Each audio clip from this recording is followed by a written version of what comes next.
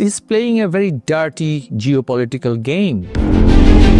ক্ষমতাচ্যুত সাবেক প্রধানমন্ত্রী শেখ হাসিনার বিদেশি গণমাধ্যমকে একের পর এক সাক্ষাৎকারের মধ্যে এবার সামনে আসলেন সাবেক শিক্ষামন্ত্রী Mohibul Hasan Chowdhury Naufel.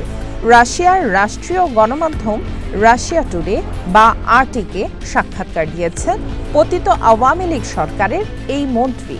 Bangladesh's position during the time of Sheikh Hasina সরকারের পতনের জন্য আমেরিকার রাষ্ট্রীয় সহায়তা সংস্থা ইউএসএআইডি এবং দেশটির প্রভাবশালী ক্লিন্টন পরিবার দায়ী। আরটিকে দেয়া সাক্ষাৎকারে এমন দাবি করেছেন Mohibul Hasan Chowdhury Naufel. Especially the Biden family, especially the Clintons, especially the Soroses, these families who had a nexus with Mr. Yunus, সাবেক এই মন্ত্রীর দাবি ইউএসএআইডি এবং ইন্টারন্যাশনাল রিপাবলিকান ইনস্টিটিউটের মতো আমেরিকার কিছু এনজিও দীর্ঘদিন ধরে শেখ হাসিনার সরকারের বিরুদ্ধে প্রচারণা চালিয়ে আসছিল। গত বছরের জুলাই আগস্টে ছাত্র জনতার আন্দোলনকে সুপরিকল্পিত আখ্যা দেন নওফেল। পশ্চিমাদের স্বার্থে এই আন্দোলনে অর্থায়ন করা হয়েছিল বলেও দাবি করেন তিনি।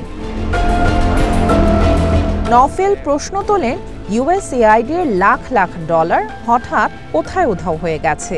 এই তহবিলগুলো বাংলাদেশের শাসন ব্যবস্থার পরিবর্তনে ব্যবহার করা হয়েছিল বলে দাবি করেন তিনি। গত বছরের ছাত্র জনতার আন্দোলনকে বিশৃঙ্খলা এবং দাঙ্গা আখ্যা দিয়ে তিনি বলেন সেগুলো ছিল খুবই সতর্কতার সাথে পরিকল্পিত।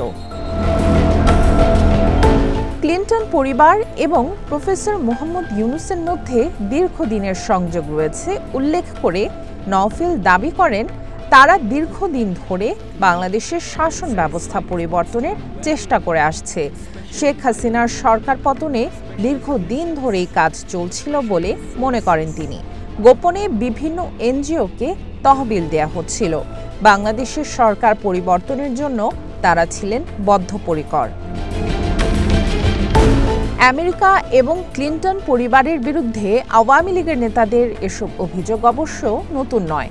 শেখ হাসিনা নিজেও প্রধানমন্ত্রী থাকার সময় অভিযোগ করেছিলেন সেন্ট মার্টিন দ্বীপে আমেরিকাকে ঘাঁটি করার অনুমতি না দেয়ায় তার সরকার পতনের চেষ্টা চালানো হচ্ছে।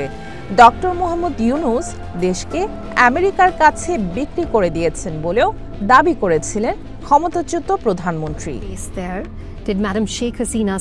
যদিও শেখ হাসিনা এবং পতিত সরকারের মন্ত্রীদের এসব দাবি বরাবরই প্রত্যাখ্যান করে আসছে আমেরিকা।